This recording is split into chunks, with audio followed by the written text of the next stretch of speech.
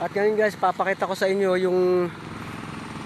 yung dating green na green na mga poste na may mga tanim na paminta ay pinalinis ng aking kapatid.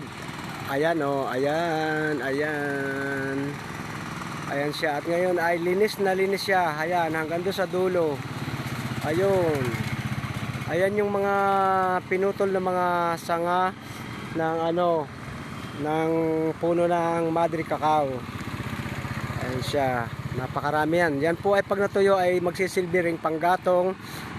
At napakaganda po niyang panggatong dahil yan ay Madre Cacao, matigas na kahoy at malingas. So guys, nandoon na po yung aking kabiyak. At susundo po yan ng 10 o'clock sa eskwelahan sa aking anak na bunso.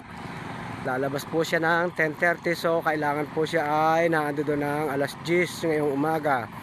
So kami po ay kasalukuyan naglalakad na ngayon pabalik papunta sa amin.